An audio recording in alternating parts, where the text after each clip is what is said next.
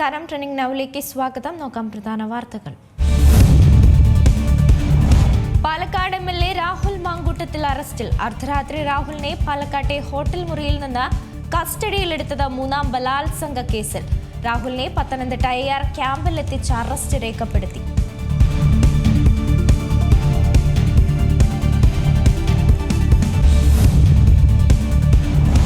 MLA. Rahul മാങ്കൂട്ടത്തിനെതിരെ മൂന്നാം ബലാത്സംഗ പരാതിയിലെ വിശദാംശങ്ങൾ പുറത്ത്. ക്രൂരമായ ബലാത്സംഗവും നിർബന്ധിത ഗർഭചിത്രവും സാമ്പത്തിക ചൂഷണവും നടത്തിയതായ ആരോപണം. പരാതി നൽകിയത് പത്തനംതിട്ട സ്വദേശിനി ഇമെയിൽ വഴി. പരാതിക്കാരിയുടെ മൊഴി പ്രത്യേക അന്വേഷണ സംഘം രേഖപ്പെടുത്തി.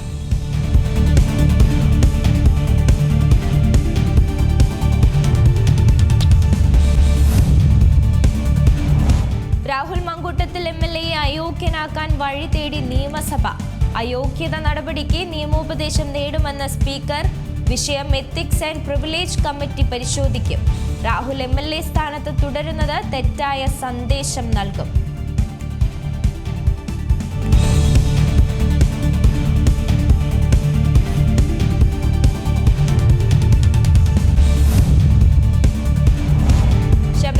സ്വർണ്ണക്കൊള്ളയിൽ അറസ്റ്റിലായ തന്ത്രി കണ്ഠരര് രാജീവരെ ദ്വാരപാലകപ്പാളി കേസിലും പ്രതിയാക്കും. പ്രതിയുടെ ചെങ്ങന്നൂരിലെ വീട്ടിൽ ഇന്നലെ SIT നടത്തിയത് 8 മണിക്കൂർ നീണ്ട പരിശോധന. ജയിലിൽ വെച്ച് ദേഹാസ്വാസ്ഥ്യമുണ്ടായ തന്ത്രിയെ തിരുവനന്തപുരം മെഡിക്കൽ കോളേജിലെ ICUവിലേക്ക് മാറ്റി.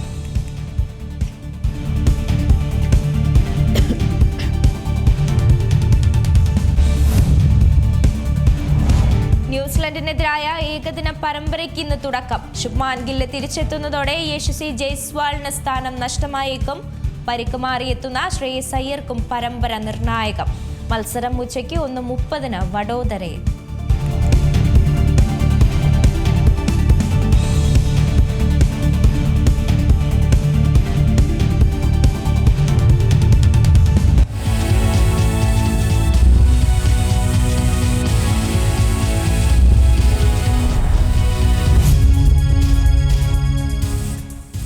അറസ്റ്റിലായ പശ്ചാത്തലത്തിൽ രാഹുൽ മാങ്കൂട്ടത്തിൽ എം.എൽ.എയെ അയോഗ്യനാക്കാൻ വഴി തേടി നിയമസഭ.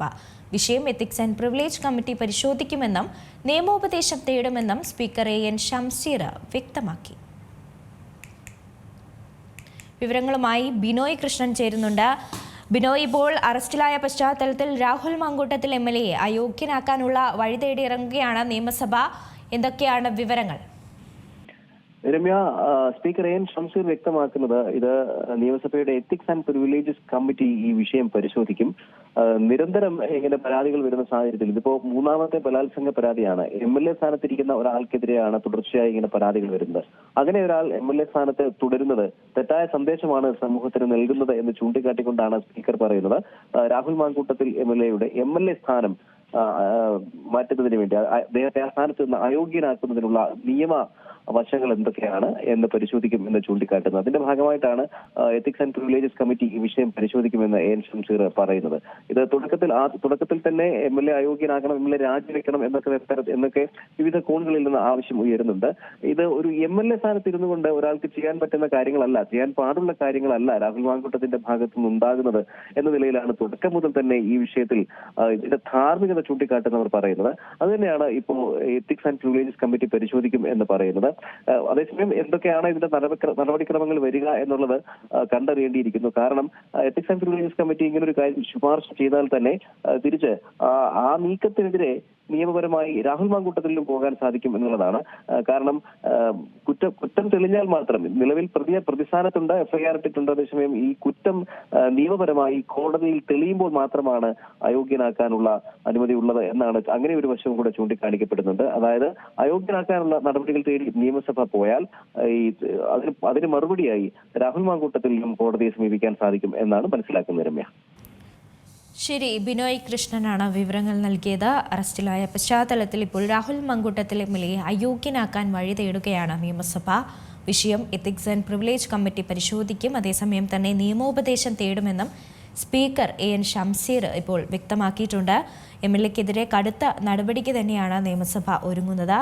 അയോഗ്യതാ നടപടിക്ക് നിയമോപദേശം തേടാനും പോവുകയാണ്. തുടർച്ചയായി തന്നെയുള്ള പരാതികൾ അത് വരുന്ന സാഹചര്യത്തിൽ രാഹുൽ MLA സ്ഥാനത്ത് തുടരുന്നത് അത് തെറ്റായ സന്ദേശം നൽകുമെന്നാണ് സ്പീക്കർ പറഞ്ഞത്. അതേസമയം തിരുവനന്തപുരത്ത് മാധ്യമങ്ങളോട് സംസാരിക്കുന്നതിനിടെ ആണ് അദ്ദേഹം ഇക്കാര്യം വ്യക്തമാക്കിയത്. മൂന്നാമത്തെ ബലാത്സംഗ കേസിൽ ഇന്നലെ അർദ്ധരാത്രിയോടെയാണ് 12:30യോടെയാണ് രാഹുലിനെ പാലക്കാട്ടെ ഹോട്ടലിൽ നിന്ന് പ്രത്യേക അന്വേഷണ സംഘം കസ്റ്റഡിയിലെടുത്തത്. പിന്നീട് പത്തനംതിട്ട AR ക്യാമ്പിൽ എത്തിച്ച് അറസ്റ്റ് രേഖപ്പെടുത്തുകയായിരുന്നു. ഇപ്പോൾ നമ്മോടൊപ്പം അഭിഭാഷകൻ അഡ്വക്കേറ്റ് അൻസർ തങ്ങൾകുഞ്ഞ് ടെലിഫോൺ ലൈനിൽ ചേരുന്നുണ്ട്. നമസ്കാരം ശ്രീ അൻസർ തങ്ങൾകുഞ്ഞ്. ഇപ്പോൾ ഈ ഒരു രാഹുൽ മാങ്കൂട്ടത്തിൽ MLA അറസ്റ്റിലായ ഒരു പശ്ചാത്തലത്തിൽ ഇപ്പോൾ അയോഗ്യനാക്കാനുള്ള വഴി തേടുകയാണ് നിയമസഭ. അതിന് നിയമോപദേശം നേടുമെന്നൊക്കെ പറയുന്നുണ്ട്. ഏത് തരത്തിലായിരിക്കും നിയമോപദേശം അത് ഈ ഒരു കാര്യത്തിൽ പ്രാപ്തമാവുന്നത്? പെട്ടെന്നൊരു അയോഗ്യനാക്കാൻ പറ്റുമോ എന്നതിനെ കുറിച്ച് സംശയമാണ്. അതിന്റെ നിയമോപദേശങ്ങളും മറ്റു കാര്യങ്ങളും ഒക്കെ ആയിരിക്കാം വിശദമായി സ്പീക്കർ പരിശോധിക്കുന്നത് എന്നാണ് ഈ അവസരത്തിൽ എനിക്ക് മനസ്സിലാക്കാൻ കഴിയുന്നത്. The representation of people act പ്രകാരം, അതായത് 191 കോൺസ്റ്റിറ്റ്യൂഷനിലും ഒക്കെയാണ് ഇതുമായി ബന്ധപ്പെട്ട് പറയപ്പെടുന്നത്. ഈ സംഭവങ്ങൾ ഒരു മെമ്പർ ഓഫ് സ്റ്റേറ്റ് അസംബ്ലി, അതായത് MLA member of legislative assembly എന്നുള്ള ഒരാളുടെ മെമ്പർഷിപ്പ് ഡിസ്ക്വാളിഫൈ ചെയ്യണമെങ്കിൽ അദ്ദേഹം 2 വർഷത്തിൽ കൂടുതൽ കൺവിക്ട് ചെയ്യപ്പെടണം, ശിക്ഷ കിട്ടണം. ശിക്ഷ കിട്ടിയാൽ മാത്രമാണ് അദ്ദേഹത്തെ ഡിസ്ക്വാളിഫൈ ചെയ്യാൻ പറ്റുന്നത്. അല്ലെങ്കിൽ കൺവിക്ഷൻ ഡേറ്റ് മുതൽ പിന്നീടുള്ള 6 വർഷത്തേക്കിന് അദ്ദേഹത്തിന് മത്സരിക്കാനും കഴിയില്ല. അതുമാത്രമല്ല, അപ്പീൽ കൊടുത്താൽ അയാളെ പ്രൊട്ടക്ട് ചെയ്യത്തുമില്ല. ഇങ്ങനെയാണ് സാധാരണഗതിയിൽ നമ്മുടെ നിയമം പൊക്കൊണ്ടിരിക്കുന്നത്. ഇപ്പോൾ 3 കേസുകൾ, സമാന സ്വഭാവമുള്ള 3 കേസുകൾ ആണ് ഇപ്പോൾ ഒരു MLAക്കെതിരെ വന്നിരിക്കുന്നത്. സ്വാഭാവികമായും ഒരു അസംബ്ലിയെ സംബന്ധിച്ചിടത്തോളം ഇനി പ്രമേയം അവതരിപ്പിക്കുന്നതിനെ സംബന്ധിച്ചായിരിക്കണം സ്പീക്കർ ഇതുമായി ബന്ധപ്പെട്ട് സൂചിപ്പിച്ചിട്ടുള്ളത് എന്നാണ് ഞാൻ മനസ്സിലാക്കുന്നത്. അപ്പൊ അങ്ങനെ പ്രമേയം അവതരിപ്പിക്കുമ്പോൾ ആ പ്രമേയം പാസ്സാക്കുന്നതുമായി ബന്ധപ്പെട്ടുള്ള നിയമോപദേശമായിരിക്കും തേടാൻ സാധ്യത. പെട്ടെന്ന് ഒരു മെമ്പറിനെ അങ്ങനെ ഡിസ്ക്വാളിഫൈ ചെയ്യാൻ കഴിയില്ല എന്നതാണ് അതിന്റെ ഉത്തരം. തീർച്ചയായും ഇപ്പോൾ നമുക്കറിയാം, തുടരെ 3 കേസുകളാണ് ഒന്നിച്ച് ഈ ഒരു രാഹുൽ മാങ്കൂട്ടത്തിൽ MLAക്കെതിരെ ഇപ്പോൾ വന്നിരിക്കുന്നത്. അതുകൊണ്ട് തന്നെ ഈ ഒരു MLA സ്ഥാനം അത് അയോഗ്യനാക്കണം, അല്ലെങ്കിൽ ഈ ഒരു നിലയിൽ MLA ആയി തന്നെ തുടരുന്നത് അത് മോശമായ സന്ദേശമാണ് പുറത്തേക്ക് നൽകുക എന്നൊക്കെയാണ് സ്പീക്കർ ഇപ്പോൾ പ്രതികരിച്ചിരിക്കുന്നത്. അതുമായി ബന്ധപ്പെട്ട് താങ്കൾ ഏത് രീതിയിലാണ് പ്രതികരിക്കുന്നത്? സ്പീക്കറിന്റെ അധികാര പരിധി വളരെ വിശാലമാണ്. നാം മനസ്സിലാക്കേണ്ടത് കേരളത്തിൽ മാത്രമല്ല, ഇന്ത്യയിൽ പോലും കേട്ടുകേൾവി പോലും ഇല്ലാത്ത ഒരു തരത്തിലുള്ള ഒരു വസ്തുതയും ഒരു പ്രശ്നവുമാണ് ഇപ്പോൾ യഥാർത്ഥത്തിൽ നമ്മുടെ മുമ്പിൽ എത്തിയിരിക്കുന്നത്. കേരള നിയമസഭയുടെ ചരിത്രത്തിൽ ഇതുപോലെ പ്രതിയാക്കപ്പെട്ട ഒരു MLA ഉണ്ടായിട്ടില്ല. ഇതുപോലെ പ്രതിയാക്കപ്പെട്ട MLA ഉണ്ടായിട്ടില്ല എന്ന് മാത്രമല്ല, ഇത്തരത്തിലുള്ള കേസുകൾ, ഇത്തരത്തിലുള്ള 376 അതായത് റേപ്പ് കേസുകളൊക്കെ ഉണ്ടായിട്ടുണ്ട്. എന്നാലും ഇതുപോലെ സീരീസ് ഓഫ് ക്രൈം ഉണ്ടായിട്ടേയില്ല. അങ്ങനെ ഉണ്ടാകുന്നത് നിയമസഭയുടെ യഥാർത്ഥത്തിൽ എല്ലാവിധ മൂല്യച്യുതികളെയും ബാധിക്കുന്ന ഒന്ന് തന്നെയാണ്. അത് നിസ്സംശയം പറയാൻ കഴിയും. അങ്ങനെ ഒരാൾ നിയമസഭയിൽ വന്നിരിക്കുക, അങ്ങനെ ഒരാൾ മെമ്പറായി നിന്നുകൊണ്ട് കേരളത്തിന്റെ നിയമനിർമ്മാണ സഭകളിൽ ഇടപെടുക, ഇതൊക്കെ ഉണ്ടാക്കിയെടുക്കുന്ന ഒരു മാനക്കേട് വളരെ വലുത് തന്നെയാണ്. അതുകൊണ്ട് തന്നെയാവാം സ്പീക്കർ ഇത്തരത്തിൽ നിയമോപദേശം തേടി ഇദ്ദേഹത്തെ അയോഗ്യനാക്കാൻ വേണ്ടി എല്ലാ MLAമാരുടെയും സഹകരണത്തോടുകൂടി ചെയ്യാൻ ശ്രമിക്കുക എന്നാണ് ഞാൻ കരുതുന്നത്. അദ്ദേഹം പ്രമേയമായിരിക്കാം കൊണ്ടുവരാൻ സാധ്യത. ആ പ്രമേയം പാസ്സായതിനു ശേഷം അത് മറ്റ് നിയമ വഴികളിലൂടെ അദ്ദേഹത്തെ അയോഗ്യനാക്കാനായിരിക്കും അത് ശ്രമിക്കുന്നത്. സ്പീക്കറിന്റെ വിശാലമായ ഒരു നിയമത്തിന്റെ അധികാരം ഇവിടെ ഉപയോഗിക്കാനായിരിക്കും അദ്ദേഹം ആദ്യം സസ്പെൻഷൻ ആയിരിക്കാം ഉദ്ദേശിക്കുന്നത്, പിന്നീടായിരിക്കും അയോഗ്യനാക്കുന്ന നിലയിലേക്ക് പോകാൻ സാധ്യത. തീർച്ചയായും ഒരു കാര്യം കൂടി ചോദിക്കുകയാണ്. ഇപ്പോൾ ഈ ഒരു കേസ് 3ാമത്തെ കേസിലാണ് ഇപ്പോൾ രാഹുൽ മാങ്കൂട്ടത്തിൽ അറസ്റ്റിലായിരിക്കുന്നത്. മുമ്പത്തെ കേസിൽ അത് അറസ്റ്റ് നീട്ടാനുള്ള ഒരു ഉത്തരവ് അല്ലെങ്കിൽ അനുമതിയൊക്കെ ലഭിച്ചിരുന്നു കഴിഞ്ഞ ദിവസങ്ങളിലൊക്കെ ആയിട്ട്. ഇനിയിപ്പോൾ ഈ 3ാം കേസിൽ അറസ്റ്റിലായ രീതിക്ക് അല്ലെങ്കിൽ ഈ ഒരു സ്ഥിതിക്ക് ഇനിയിപ്പോൾ ബാക്കി കേസുകളൊക്കെ അതൊക്കെ എങ്ങനെയായിരിക്കും മുന്നോട്ട് പോകുന്നത്? ഞാൻ ഈ വാർത്ത ചാനലിൽ കാണുമ്പോൾ പലപ്പോഴും ഈ രാഹുൽ മാങ്കൂട്ടത്തെയും അനുകൂലിച്ച് സംസാരിക്കുന്നവരുണ്ടാവുമല്ലോ. അപ്പൊ അവരുടെ ഭാഗങ്ങളിൽ നിന്ന് ഞാൻ മനസ്സിലാക്കാൻ കഴിയുന്നത് 2 തവണ ജാമ്യാപേക്ഷയിൽ അദ്ദേഹത്തിന് അനുകൂലമായ തീരുമാനമെടുക്കുമ്പോൾ ഈ നമ്മുടെ നാട്ടിലെ ഹൈക്കോടതി പറഞ്ഞിരിക്കുന്നത് ഇത് പ്രഥമ ദൃഷ്ട്യാ നിലനിൽക്കാത്ത കേസുകളാണെന്നും ഈ പരാതിയിൽ ചില സംശയം തോന്നിക്കുന്നു എന്നതൊക്കെ കണ്ടാണ് ജാമ്യം കൊടുത്തത് എന്നാണ്. പക്ഷെ ഒരിക്കലും അല്ല. പ്രഥമ ദൃഷ്ട്യാ ജാമ്യം ഇപ്പോൾ കൊടുക്കാം എന്ന് കരുതി ഹൈക്കോടതി കൊടുക്കുന്ന കേസുകളാണ് ഇതൊക്കെ. അല്ലാതെ ഇദ്ദേഹം കുറ്റക്കാരനല്ല അതുകൊണ്ട് ജാമ്യം കൊടുത്തു എന്ന ഒരു വിധിയും ഉണ്ടായിട്ടില്ല. അങ്ങനെയാണെങ്കിൽ FIR കോശിയാണ് ചെയ്യുന്നത്. എഫ്ഐആർ നിലനിൽക്കുകയാണ്. ഇപ്പോഴും അദ്ദേഹം അക്യൂസ്ഡ് ആണ് ഈ 2 കേസുകളിലും. പ്രഥമ ദൃഷ്ട്യാ കേസുണ്ട് എന്നുള്ളത് കൊണ്ട് തന്നെയാണ് 2 കേസിലും അദ്ദേഹത്തെ പ്രതിയാക്കപ്പെട്ടത്. ഇതിന്റെ വിചാരണ കഴിയാതെ ഒരിക്കൽ പോലും അദ്ദേഹം കുറ്റമോചിതനാവുന്നില്ല. ഹൈക്കോടതി ഇദ്ദേഹത്തിന് ജാമ്യം അനുവദിക്കുമ്പോൾ തന്നെ ഇദ്ദേഹം കുറ്റക്കാരനല്ല, അതുകൊണ്ട് ജാമ്യം അനുവദിച്ചു എന്ന ഒരു ഭാഷ്യം അതിനകത്തില്ല. മറിച്ച് ഇത്തരം ആളുകൾ പ്രചരിപ്പിക്കുന്നത് 2 കേസിലും അദ്ദേഹത്തിന് ജാമ്യം കിട്ടിയത് അദ്ദേഹം കുറ്റക്കാരനല്ലാത്തത് കൊണ്ടാണ്. മൂന്നാമത് അതുകൊണ്ട് അദ്ദേഹത്തെ വീണ്ടും അറസ്റ്റ് ചെയ്ത് ഒരു രാഷ്ട്രീയ പകപോക്കലാണ് ഇതിന് ഉണ്ടത് എന്ന് പറയുന്നതിനോട് ഒരിക്കലും യോജിക്കാൻ കഴിയില്ല. 3 വ്യത്യസ്ത സ്ത്രീകൾ നൽകിയ പരാതിയാണ്. 3 വ്യത്യസ്ത സ്ത്രീകൾ നൽകുന്ന പരാതി, ഒരു പരാതി ഓക്കെ, ചിലപ്പോൾ രാഷ്ട്രീയമായി അദ്ദേഹത്തിനോട് എതിർപ്പുള്ളവർ, ചിലപ്പോൾ ഒരു കെട്ടിച്ചമച്ച ഫാൾസ് കംപ്ലൈന്റ് ആണെന്ന് വേണമെങ്കിൽ ഈ ഇദ്ദേഹത്തോട് അനുകൂലിക്കുന്നവർക്ക് പറയാൻ കഴിയും. രണ്ടാമതൊന്നുകൂടി വരുമ്പോൾ വീണ്ടും അത് ഏൽക്കാത്തത് കൊണ്ട് അടുത്ത പരാതിയുമായി വരുന്നു എന്ന് പറയാം. ഇതാണ് ഇപ്പൊ 3ാമതൊരു പരാതിയും കൂടെ വരുന്നു. ഇങ്ങനെ തുടർച്ചയായി പരാതി വരുമ്പോൾ അത് സംശയത്തിന്റെ നിഴലിൽ തന്നെയാണ്. അദ്ദേഹം യഥാർത്ഥത്തിൽ ആ MLA സ്ഥാനം രാജിവെച്ച് ഈ അന്വേഷണവുമായി ബന്ധപ്പെട്ട് മുന്നോട്ട് പോകാനുള്ളൊരു ബാധ്യത ഈ കേരളത്തിലെ ജനങ്ങളോടെങ്കിലും അദ്ദേഹം കാട്ടേണ്ടതാണ് എന്നുള്ള അഭിപ്രായമാണ് എനിക്കുള്ളത്. ഈ സ്പീക്കർ ഇദ്ദേഹത്തെ അയോഗ്യനാക്കുന്നതിന് മുമ്പേ, അയോഗ്യനാക്കാൻ പോകുന്ന നടപടികൾക്ക് മുമ്പേ അദ്ദേഹം എന്തായാലും ഇതിന് രാജിവെക്കും എന്ന് തന്നെയാണ് ഞാൻ പ്രതീക്ഷിക്കുന്നത്. നമ്മുടെ കേരളത്തെ സംബന്ധിച്ചിടത്തോളം മറ്റു സംസ്ഥാനങ്ങളുടെ മുമ്പിൽ നാം ഓരോ വ്യക്തികളും തലകുലിക്കേണ്ട ഒരവസ്ഥയിലേക്കാണ് എത്തിച്ചേർന്നിരിക്കുന്നത്. ഇത്തരം നടപടികൾ ഇന്ന് വരെ കേട്ടുകേൾവി ഉണ്ടായിട്ടില്ല. കേരള രാഷ്ട്രീയ ചരിത്രത്തിലെ ഏതെങ്കിലും ഒരു ഏടുകൾ പരിശോധിക്കുകയാണെങ്കിൽ ഇത്തരം MLA-മാർക്ക്, ഒരു മന്ത്രിമാർക്കോ MLA-മാർക്കോ ഇതുപോലൊരു പഴി കേൾക്കേണ്ട ഒരു അവസ്ഥ ഉണ്ടായിട്ടില്ല. കോൺഗ്രസ് രാഷ്ട്രീയത്തിന് ഏറ്റവും വലിയ കളങ്കമാണ് ഇത് ഉണ്ടാക്കി വെച്ചിരിക്കുന്നത്. അവർ പുറത്താക്കി എന്ന് പറയുമ്പോഴും, അവർ അവരുടെ രാഷ്ട്രീയത്തിൽ നിന്നും അദ്ദേഹത്തെ പുറത്താക്കി എന്ന് പറയുമ്പോഴും, കോൺഗ്രസിന്റെ MLA ആയി പാലക്കാട് ഇപ്പോഴും അദ്ദേഹം എല്ലാ കാര്യങ്ങളിലും നിൽക്കുകയാണ്. കോൺഗ്രസിന്റെ വേദികളിൽ സജീവമാണ്. കോൺഗ്രസിന് വേണ്ടി അഭിപ്രായം ഈ സോഷ്യൽ മീഡിയയിൽ പറയുന്നത് സജീവമാണ്. ഇങ്ങനെയൊക്കെ നിൽക്കുന്ന സമയത്ത് കോൺഗ്രസുകാർക്ക് തന്നെ ഒരു വേദനയായി മാറിയിരിക്കുന്ന ഒരു അവസരത്തിലാണ് ഇത്തരത്തിലൊരു കേസും കൂടെ വന്നിട്ടുള്ളത്. അദ്ദേഹം രാജിവെക്കുമെന്ന് തന്നെയാണ് ഞാൻ ഇക്കാര്യത്തിൽ പ്രതീക്ഷിക്കുന്നത്. തീർച്ചയായും അങ്ങനെ തന്നെ പ്രതീക്ഷിക്കാം. ഒരു കാര്യം കൂടെ ചോദിക്കുകയാണ്, ഇപ്പോൾ ഈ രാഹുൽ അത് സ്ഥിരം കുറ്റവാളിയാണ്, അതേസമയം ഇപ്പോൾ 3ാമത്തെ കേസ് കൂടിയാണ്. അതിൽ അറസ്റ്റ് റിപ്പോർട്ടിൽ പരാമർശിച്ചിരിക്കുന്നത് ഹാബിച്വൽ ഒഫൻഡർ എന്നുള്ള ഒരു ഗുരുതര പരാമർശം അടക്കം അതിൽ റിപ്പോർട്ടിലുണ്ട്. അപ്പോൾ ഈ ഒരു സാഹചര്യത്തിൽ പോലും ഏത് രീതിയിലുള്ള ശിക്ഷ, അല്ലെങ്കിൽ എത്രത്തോളം കാഠിന്യമുള്ള ശിക്ഷയായിരിക്കും ഇദ്ദേഹത്തിന് ഇനി ലഭിക്കാൻ പോകുന്നത്? ലൈഫ് വരെ കിട്ടാവുന്ന കുറ്റകൃത്യങ്ങൾ വരെ ചെയ്തു എന്ന് തന്നെയാണ് മനസ്സിലാക്കുന്നത്. 10 വർഷത്തിൽ കൂടുതൽ എന്തായാലും ശിക്ഷ കിട്ടാവുന്ന കുറ്റകൃത്യമായിരിക്കണം അദ്ദേഹം ചെയ്തിരിക്കുന്നത്. ഞാൻ FIR കണ്ടില്ല, അതിന്റെ ഏതൊക്കെ റിലവന്റ് സെക്ഷനാണ് ഇതിനകത്ത് ഇട്ടിരിക്കുന്നതൊന്നും ഇപ്പോഴും ശ്രദ്ധയിൽപ്പെട്ടിട്ടില്ല. എന്തായാലും ഗർഭചിത്രം, അതേപോലെ തന്നെ ബലാത്സംഗം എന്നുള്ള കേസുകൾ തന്നെ ആയിരിക്കും ഇതിന്റെ പിന്നിലുള്ളത് എന്നുള്ളത് തന്നെയാണ് ഇപ്പോൾ പത്രങ്ങളിൽ നിന്നും മാധ്യമങ്ങളിൽ നിന്നും മനസ്സിലാക്കാൻ കഴിയുന്നത്. എന്നിരുന്നാലും ഈ 3 കേസുകൾ എന്ന് പറയുമ്പോൾ ഹാബിച്വൽ ഒഫൻഡർ ആയിട്ട് തന്നെയാണ് പരിഗണിക്കുന്നത്. ജാമ്യം കിട്ടിയ ഉത്തരവിനെതിരെ സർക്കാരിന് ഇനി അപ്പീൽ പോകാൻ കഴിയും. ഇദ്ദേഹം ഒരു ഹാബിച്വൽ ഒഫൻഡർ ആണെന്നും ഇദ്ദേഹത്തെ ആ കേസിൽ ജാമ്യത്തിൽ നിൽക്കുന്നത് റദ്ദ് ചെയ്യണമെന്നും പറഞ്ഞുകൊണ്ടും ഈ പ്രോസിക്യൂഷന് കോടതിയെ സമീപിക്കാൻ കഴിയും. നാം മനസ്സിലാക്കേണ്ടത് ഒരു വലിയ പ്രശ്നമാണിത്. ഇത് വലിയ പ്രശ്നം എന്ന് പറയുമ്പോൾ ഉന്നത അധികാരത്തിലിരിക്കുന്ന ആളുകൾ അദ്ദേഹത്തിന്റെ അധികാരം ഉപയോഗിച്ച് സ്ത്രീകളെ വശീകരിക്കുകയും അവരുടെ അധികാരം ഉപയോഗിച്ച് ആ സ്ത്രീകളുമായി ഇത്തരം ബന്ധത്തിൽ ഏർപ്പെടുകയും അത് പിന്നീട് ഒഴിവാക്കപ്പെടുമ്പോൾ ആ സ്ത്രീകൾക്ക് ഇദ്ദേഹത്തിന്റെ അധികാരത്തെ ഭയന്നോ ഇദ്ദേഹത്തിന്റെ മറ്റു ബന്ധങ്ങളെ ഭയന്നോ ഒരാളോട് പോലും പരാതി പറയാൻ പറ്റാത്തൊരു മാനസികാവസ്ഥയിലേക്ക് എത്തിച്ചേരുക എന്ന് പറയുന്നത് വലിയ നിയമപരമായി ഗുരുതരമായ കുറ്റകൃത്യം തന്നെയാണ്. ഇത്തരത്തിൽ ആളുകൾ പരാതിപ്പെടാൻ കഴിയാതെ ഭയന്നിരുന്നത് കൊണ്ടാണ് ഈ പരാതികൾ ഇവിടെ വരാതിരുന്നത്. പക്ഷെ ഇപ്പോൾ ആളുകൾക്ക് ആ ഭയം മാറി. അതുകൊണ്ടായിരിക്കണം ഇത്തരം പരാതികൾ വന്നത്. നാം നോക്കൂ, ഇതിനകത്ത് അദ്ദേഹത്തോടൊപ്പം നിന്നിരുന്നത് അദ്ദേഹം തന്നെ പറഞ്ഞിരുന്നത് ഒരു FIR എങ്കിലും ഉണ്ടോ എന്നുള്ളതാണ് കേരള പൊതുസമൂഹത്തോട് നിന്ന് ചോദിച്ചത്. എനിക്കെതിരെ ഒരു FIR എങ്കിലും ഉണ്ടോ എന്നാ ചോദിച്ചത്. അദ്ദേഹത്തിനെതിരെ 3 FIR ആയി. നാം മനസ്സിലാക്കേണ്ടത് അദ്ദേഹത്തിന്റെ വലിയ ആത്മവിശ്വാസമായിരുന്നു ഒരു പരാതി പോലും അയാൾക്കെതിരെ കൊടുക്കില്ല എന്ന്. അത്രയ്ക്ക് യഥാർത്ഥത്തിൽ ഭയപ്പെടുത്തിയായിരിക്കണം ഈ കുറ്റവാളി നിന്നിരുന്നത് എന്ന് വേണം ഈ കാര്യത്തിൽ നമുക്ക് മനസ്സിലാക്കാൻ കഴിയുന്നത്. ആ ഭയപ്പാട് മാറി.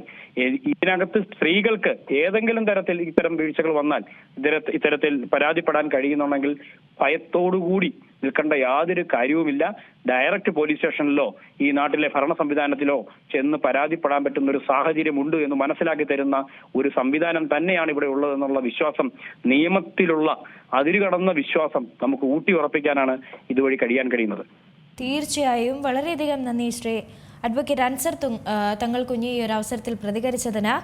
ഇപ്പോൾ നമ്മോടൊപ്പം രാഷ്ട്രീയ നിരീക്ഷകൻ ജോർജ് പൊടിപ്പാറ ടെലിഫോൺ ലൈനിൽ ചേരുന്നുണ്ട്. നമസ്കാരം ശ്രീ ജോർജ് പൊടിപ്പാറ. നമസ്കാരം.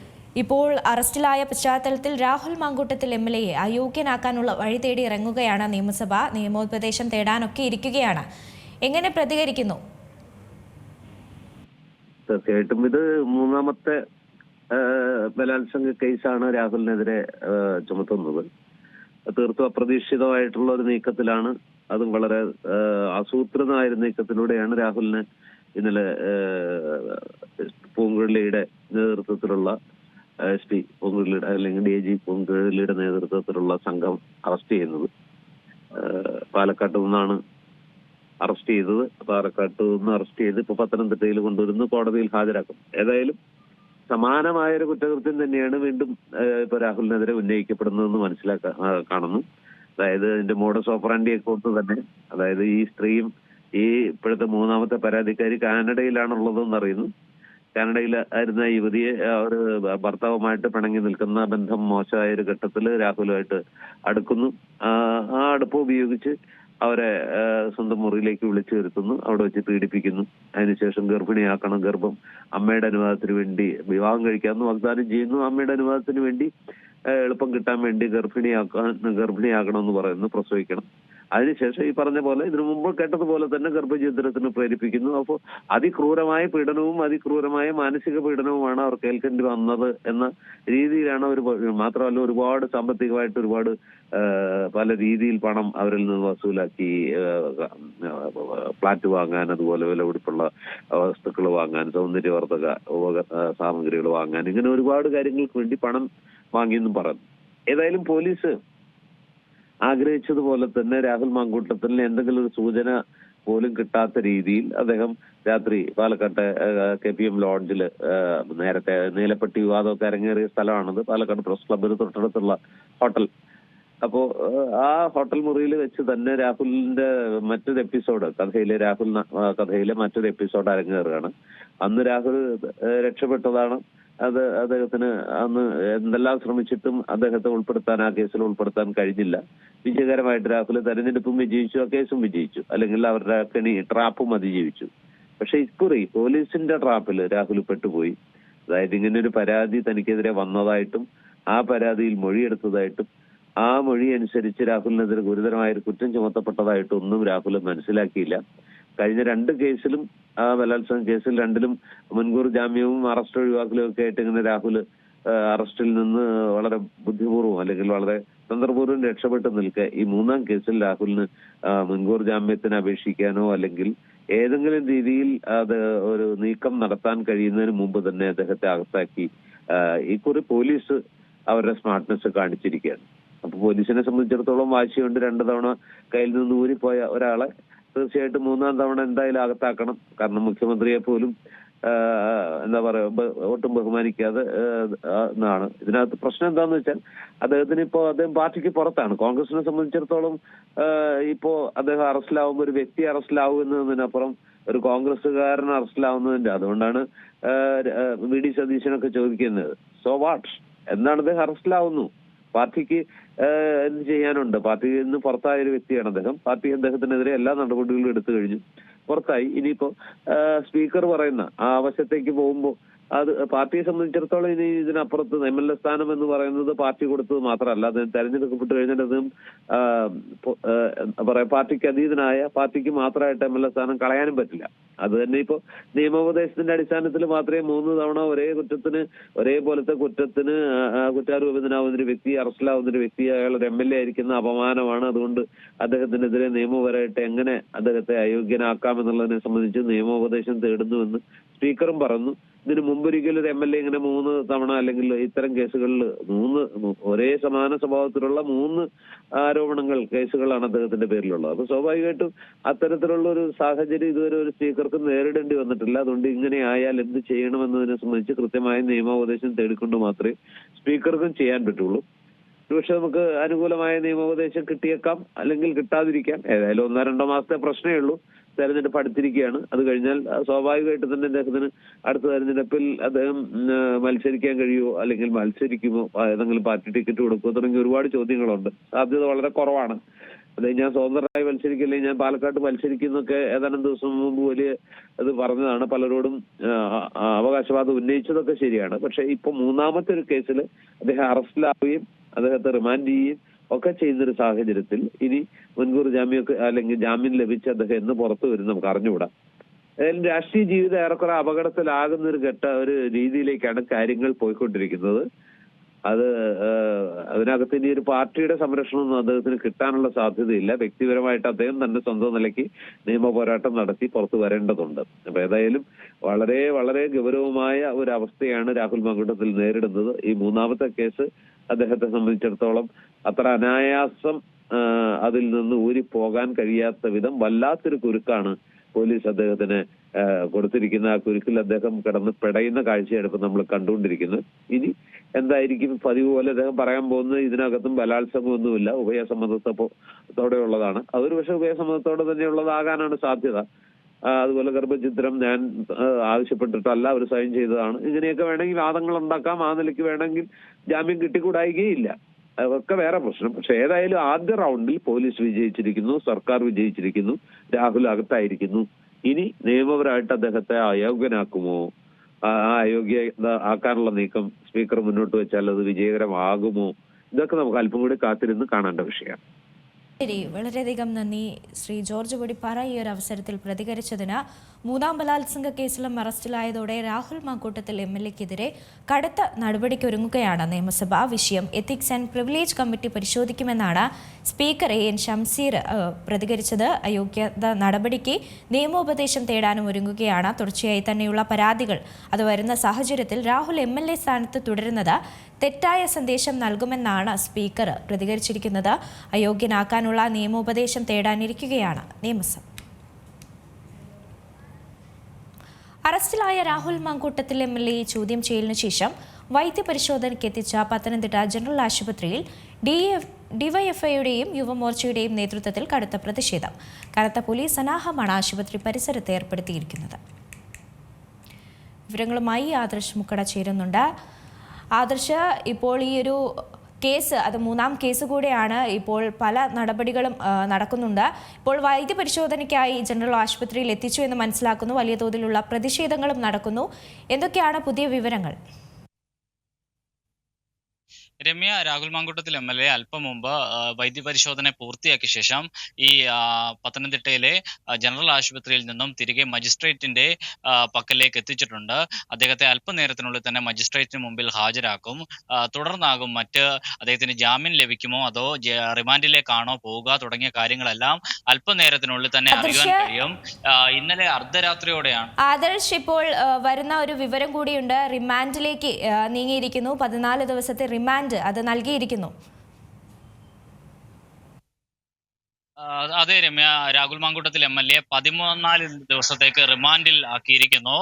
ഗുരുതരമായ ആരോപണങ്ങളാണ് രാഹുൽ മാങ്കൂട്ടത്തിൽ MLA-ക്കെതിരെ ഉയർന്നു വന്നിരുന്നത്. പ്രധാനമായും രാഹുലിനെതിരെ കഴിഞ്ഞ 2 പരാതിയിൽ ഉള്ളതിനേക്കാൾ കുറേയും കൂടി രൂക്ഷമായ രീതിയിലുള്ള സാമ്പത്തിക ആരോപണം ഉൾപ്പെടെയുള്ള ആരോപണങ്ങൾ ഈ മൂന്നാമത്തെ കേസുമായി ബന്ധപ്പെട്ടുണ്ട്. ഈ കേസിലാണ് ഗുരുതരമായ ഒരു നടപടി അല്ലെങ്കിൽ നിർണായകമായ ഒരു നടപടി പോലീസിന്റെ ഭാഗത്തു നിന്നുണ്ടായത്. ഇന്നലെ അർദ്ധരാത്രിയിലാണ് രാഹുൽ താമസിച്ചിരുന്ന പാലക്കാട്ടെ സ്വകാര്യ ഹോട്ടലിൽ നിന്നും രാഹുലിനെ അർദ്ധരാത്രിയിൽ കസ്റ്റഡിയിൽ എടുക്കുന്നത്. മാധ്യമങ്ങളോ മറ്റാരും തന്നെ വാർത്ത അറിഞ്ഞിരുന്നില്ല. തുടർന്ന് പുലർച്ചെ തന്നെ അദ്ദേഹത്തെ പത്തനംതിട്ടയിലേക്ക് എത്തിക്കുകയായിരുന്നു. പത്തനംതിട്ട AR ക്യാമ്പിൽ എത്തിച്ച അദ്ദേഹത്തെ മണിക്കൂറുകൾ ചോദ്യം ചെയ്തു. അന്വേഷണത്തിന്റെ ചുമതലയുള്ള വനിതാ പോലീസ് ഉദ്യോഗസ്ഥ പൂങ്കുഴലി ഉൾപ്പെടെയുള്ളവർ AR ക്യാമ്പിലേക്ക് എത്തി രാഹുലിനോട് ചില ചോദ്യങ്ങൾ ചോദിച്ചിരുന്നു. തുടർന്നാണ് രാഹുലിനെ വൈദ്യപരിശോധനയ്ക്ക് വേണ്ടി ആശുപത്രിയിൽ എത്തിച്ചത്. വൈദ്യപരിശോധനയ്ക്ക് വേണ്ടി ആശുപത്രിയിൽ എത്തിച്ചപ്പോൾ വലിയ തോതിലുള്ള ഒരു പ്രതിഷേധം അവിടെ ഉണ്ടായിരുന്നു. പ്രധാനമായും ഡിവൈഎഫ്ഐയുടെയും യുവമോർച്ചയുടെയും എല്ലാം നേതൃത്വത്തിൽ തന്നെ കനത്ത ഒരു പ്രതിഷേധം അവിടെ നടന്നിരുന്നു. തുടർന്നാണ് ഈ പ്രതിഷേധങ്ങൾക്കിടയിലും രാഹുലിനെ ആശുപത്രിയിൽ നിന്നും പുറത്തേക്ക് കൊണ്ടുവരികയായിരുന്നു. തുടർന്നാണ് മജിസ്ട്രേറ്റിന് മുമ്പിൽ ഹാജരാക്കിയത്. തുടർന്നാണ് മജിസ്ട്രേറ്റ് 14 ദിവസത്തേക്ക് രാഹുലിനെ റിമാൻഡിൽ വിട്ടിരിക്കുന്നത്. റിമാൻഡിലായതിനു ശേഷം രാഹുലിനെ കസ്റ്റഡിയിൽ വാങ്ങുന്ന അടക്കമുള്ള കാര്യങ്ങൾ പോലീസ് ആലോചിക്കും. സ്വാഭാവികമായും കസ്റ്റഡി ആവശ്യം ആവശ്യം പോലീസ് മുന്നോട്ട് വെക്കുകയും ചെയ്യും. അതേസമയം രാഹുലിന്റെ ഭാഗത്തു നിന്നും ജാമ്യത്തിന് വേണ്ടിയുള്ള അല്ലെങ്കിൽ മറ്റ് നിയമ നടപടികളും മറ്റുമൊക്കെ ആരംഭിച്ചതായിട്ടാണ് രാഹുലിന്റെ ചില അടുത്ത സുഹൃത്തുക്കളിൽ നിന്നുമൊക്കെ വിവരങ്ങൾ ലഭിക്കുന്നത്. ഏതായാലും രാഹുലിനെ മൂന്നാമത്തെ ബലാത്സംഗ കേസിൽ രാഹുലിനെ കോടതി റിമാൻഡിലാക്കിയിരിക്കുന്നു. അദ്ദേഹത്തെ 14 ദിവസത്തേക്കാണ് രമ്യ റിമാൻഡിലാക്കിയിട്ടുള്ളത്. ഗുരുതരമായ ആരോപണങ്ങളാണ്. കഴിഞ്ഞ 2 കേസുകളിലും നിന്നും വിഭിന്നമായി സാമ്പത്തിക ചൂഷണം ഉൾപ്പെടെയുള്ള വളരെ ഗുരുതരമായ ആരോപണങ്ങൾ ഈ മൂന്നാമത്തെ കേസിലുണ്ട്. അതുകൊണ്ട് തന്നെ ഗൗരവമായ രീതിയിൽ തന്നെയാണ് ഇതിന്റെ അന്വേഷണം പുരോഗമിക്കുന്നത്. ഏറ്റവും സുപ്രധാനമായ ഒരു കാര്യം എന്ന് പറയുന്നത് അതീവ രഹസ്യമായി തന്നെയാണ് ഈ കേസിന്റെ നടപടിക്രമങ്ങൾ പുരോഗമിച്ചത് എന്ന് തന്നെയാണ്. കാരണം രാഹുലിനെ അറസ്റ്റ് ചെയ്ത് പത്തനംതിട്ടയിൽ എത്തിച്ചതിന് ശേഷമാണ് പുറം ലോകത്തേക്ക് ഇതുപോലൊരു MLA ഇത്രയും ഗുരുതരമായ ഒരു കേസിൽ അറസ്റ്റിലായി എന്നൊരു വിവരം പൊതുസമൂഹം അറിയുന്നത് തന്നെ ഏറെ വൈകിയാണ്. കഴിഞ്ഞ 2 കേസുകളിലും പോലീസിനെ സംബന്ധിച്ച് പലതരത്തിലുള്ള പാളിച്ചകൾ ഉണ്ടായിരുന്നു. ആ പാളിച്ചകൾ ഒന്നും തന്നെ ഉണ്ടാകാതെയുള്ള നടപടികളാണ് ഈ കേസിലേക്ക് വന്നപ്പോൾ പോലീസിന്റെ ഭാഗത്തുനിന്നും ഉണ്ടായിട്ടുള്ളത്. രമ്യ. ശരി, ആദർശ് മുക്കടെയാണ് വിവരങ്ങൾ നൽകിയത്. ഇപ്പോൾ അറസ്റ്റിലായ രാഹുൽ മങ്കൂട്ടത്തിൽ MLA ചോദ്യം ചെയ്തതിനു ശേഷം വൈദ്യ പരിശോധനയ്ക്ക് ഹാജരാക്കിയിരുന്നു. അതിനുശേഷം ഇപ്പോഴിതാ റിമാൻഡ് ചെയ്തിരിക്കുന്നു. 14 ദിവസത്തേക്കാണ് രാഹുൽ മങ്കൂട്ടത്തിൽ MLA റിമാൻഡ് ചെയ്തിരിക്കുന്നത്. ഇപ്പോൾ ജനറൽ ആശുപത്രിയിൽ വൈദ്യപരിശോധനയ്ക്കായി എത്തിച്ചപ്പോൾ ഡിവൈഎഫ്ഐയുടെയും യുവമോർച്ചയുടെയും ഒക്കെ നേതൃത്വത്തിൽ കടുത്ത പ്രതിഷേധം തന്നെയാണ് നടന്നിരിക്കുന്നത്. കനത്ത പോലീസ് സന്നാഹത്തോടു കൂടിയാണ് ആശുപത്രി പരിസരമൊക്കെ ഏർപ്പെടുത്തുന്ന സാഹചര്യമൊക്കെ ഉണ്ടായിരുന്നു. ഇപ്പോഴിതാ 14 ദിവസത്തേക്ക് രാഹുൽ മാങ്കൂട്ടത്തിനെ റിമാൻഡ് ചെയ്തിരിക്കുന്നു. ജയിലിനുള്ളിലേക്ക് അല്ലെങ്കിൽ ജയിൽ അഴിക്കുള്ളിൽ ആയിരിക്കുന്നു. 14 ദിവസം റിമാൻഡിൽ തുടരുമെന്ന് തന്നെയാണ് മനസ്സിലാക്കുന്നത്.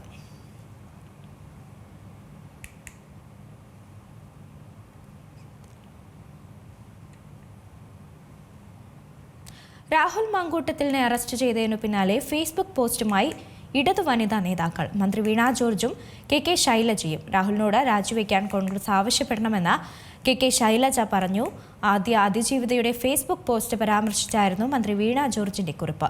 അതേസമയം ഇരുവരുടെയും പോസ്റ്റുകളിൽ വന്ന കമന്റുകളിലേക്കും പാർട്ടിയിലെ കുറ്റവാളികളെ CPM സംരക്ഷിക്കുന്നുവെന്ന വിമർശനമാണ് ഉയരുന്നത്. വിവരങ്ങളുമായി ബിനോയ് കൃഷ്ണൻ ചേരുന്നുണ്ട്. ബിനോയ്, ഇപ്പോൾ ഈ രാഹുൽ മാങ്കൂട്ടത്തിനെതിരെ അറസ്റ്റ് ചെയ്തതിന് പിന്നാലെ ഇപ്പോൾ റിമാൻഡിലുമാക്കിയിരിക്കുന്നു. അറസ്റ്റിന് പിന്നാലെ ഫേസ്ബുക്ക് പോസ്റ്റുമായി ഇടതു വനിതാ നേതാക്കൾ എത്തിയിരിക്കുന്നു. എന്തൊക്കെയാണ് വിവരങ്ങൾ? രമ്യ, KK ശൈലജ ടീച്ചറാണ് ആദ്യം പോസ്റ്റ് ഇട്ടത്. അതായത് രാഹുൽ മാങ്കൂട്ടത്തിനോട് സ്ഥാനം രാജിവെക്കാൻ കോൺഗ്രസ് ആവശ്യപ്പെടണം, അതിക്രമങ്ങൾക്ക് വിധേയരായ പെൺകുട്ടികൾക്ക് നീതി ലഭിക്കണം, അവർക്ക് സമൂഹത്തിന്റെ പിന്തുണ ഉണ്ടായിരിക്കും.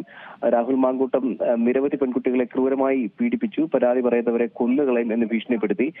കോൺഗ്രസ് നേതാക്കളിൽ പലർക്കും അതറിയാമായിരുന്നിട്ടും അവർ ഇടപെട്ടില്ല എന്നൊക്കെയാണ് KK ശൈലജ ടീച്ചറിന്റെ പോസ്റ്റിലുള്ളത്. അതുപോലെ വീണ ജോർജിന്റെ പോസ്റ്റിലുള്ളത് അതിജീവിതയുടെ ആദ്യ അതിജീവിത ഇന്നിട്ട ഫേസ്ബുക്ക് പോസ്റ്റിനെ അധികരിച്ചുള്ളതാണ്. ഏതായാലും KK ശൈലജ ടീച്ചറിന്റെ പോസ്റ്റിൽ വരുന്ന കമന്റുകളിൽ ഏറെയും രാഹുൽ മാങ്കൂട്ടത്തിനെതിരെ മാതൃകാപരമായ നടപടി കോൺഗ്രസ് സ്വീകരിച്ചിട്ടുണ്ട്. പകരം CPM-ലെ ഇത്തരക്കാർക്കെതിരെ, അതായത് മുഖ്യമന്ത്രിയുടെ പൊളിറ്റിക്കൽ സെക്രട്ടറി അടക്കമുള്ള ആൾക്കാർ, MLA മുകേഷ്, അങ്ങനെ പലരുടെയും പേരുകൾ ചൂണ്ടിക്കാട്ടിക്കൊണ്ട് ഇവർക്കൊക്കെ എതിരെ എന്ത് നടപടിയാണ് CPM എടുത്തത് എന്ന ചോദ്യമാണ് ചോദിക്കുന്നത്. അതുപോലെ വീണ ജോർജിന് കമന്റിന് പോസ്റ്റിന് താഴെയും ഇത്തരം ചോദ്യങ്ങളാണ് ഉള്ളത്. എന്ത് പാർട്ടിക്കുള്ളിലെ ആൾക്കാരെ സംരക്ഷിച്ചുകൊണ്ടാണ് രാഹുൽ മാങ്കൂട്ടത്തിനെതിരായിട്ടുള്ള പോസ്റ്റുകളൊക്കെ ഇടുന്നത്? അതുകൊണ്ട് മുഖ്യമന്ത്രിയോട് പറയൂ, മുഖ്യമന്ത്രിയുടെ പൊളിറ്റിക്കൽ സെക്രട്ടറിയോട് പറയൂ, ഈ പാർട്ടിക്കുള്ളിൽ ഇത്തരക്കാർക്കെതിരെ നടപടി സ്വീകരിക്കാൻ എന്ന തരത്തിലുള്ള വിമർശനമാണ് ഉയരുന്നത്. PP ദിവ്യ അടക്കമുള്ള ആൾക്കാർ പോസ്റ്റ് ഇട്ടിട്ടുണ്ട്. എന്തായാലും ഇതേതെങ്കിലും തരത്തിൽ മറ്റു ചില കാര്യങ്ങൾ കൂടി ഉയരുന്നത് വീണ ജോർജിന്റെ ഒക്കെ പോസ്റ്റിൽ കമന്റുകളായി വരുന്ന മറ്റു ചില കാര്യങ്ങൾ കൂടെയാണ്. അതായത് ശബരിമല അടക്കമുള്ള വിഷയങ്ങൾ മറച്ചുപിടിക്കാനുള്ള ഭരണപരാജയം മറച്ചുപിടിക്കാൻ രാഹുൽ മാങ്കൂട്ടത്തിനെ ഇരയാക്കുകയാണ് എന്ന മട്ടിലാണ്. അതേസമയം കമന്റ് ഇടുന്നവർ തന്നെ പറയുന്നുണ്ട്, കോൺഗ്രസ് മാതൃകാപരമായ നടപടി സ്വീകരിച്ചിട്ടുണ്ട്, ഏതെങ്കിലും തരത്തിൽ രാഹുൽ മാങ്കൂട്ടത്തിനെ അറസ്റ്റ് ചെയ്യുന്നതോ അയോഗ്യനാവുന്നതോ ഇത്തരം കാര്യങ്ങളൊന്നും തന്നെ കോൺഗ്രസിനെ ബാധിക്കുന്നതല്ല, ഇത് തെരഞ്ഞെടുപ്പിലും സ്വാധീനിക്കുന്ന കാര്യങ്ങളായിരിക്കില്ല. പകരം CPM എന്ന പാർട്ടി ധാർമ്മികത കാണിക്കണം എന്ന ചൂണ്ടിക്കാട്ടലുകളാണ് കൂടുതലും ഈ വനിതാ നേതാക്കളുടെ പോസ്റ്റുകളിൽ കമന്റുകളായി വന്നിട്ടുള്ളത്. രമ്യ. ശരി, ബിനോയ് കൃഷ്ണനാണ് വിവരങ്ങൾ നൽകിയത്. രാഹുൽ മാങ്കൂട്ടത്തിലിനെ അറസ്റ്റ് ചെയ്തതിനു പിന്നാലെ ഫേസ്ബുക്ക് പോസ്റ്റുമായി ഇടതു വനിതാ നേതാക്കൾ രംഗത്തെത്തിയിട്ടുണ്ട്. മന്ത്രി വീണ ജോർജും KK ശൈലജയുമാണ് പോസ്റ്റുകളിട്ട് വന്നിരിക്കുന്നത്. രാഹുലിനോട് രാജിവെക്കാൻ കോൺഗ്രസ് ആവശ്യപ്പെടണമെന്നാണ് KK ശൈലജ പറയുന്നത്. ആദ്യ അതിജീവിതയുടെ ഫേസ്ബുക്ക് പോസ്റ്റ് പരാമർശിച്ചുകൊണ്ടാണ് മന്ത്രി വീണ ജോർജിന്റെ കുറിപ്പും വന്നത്. അതേസമയം തന്നെ ഇരുവരുടെയും പോസ്റ്റുകളിൽ വന്ന കമന്റുകൾ, അതിലും വരികയാണ്. പാർട്ടിയിലെ കുറ്റവാളികളെ CPM സംരക്ഷിക്കുന്നു എന്നുള്ള വിമർശനങ്ങളൊക്കെയാണ് ഇരുവരുടെയും പോസ്റ്റുകൾക്കടിയിൽ വരുന്ന കമന്റുകളിലുള്ളത്.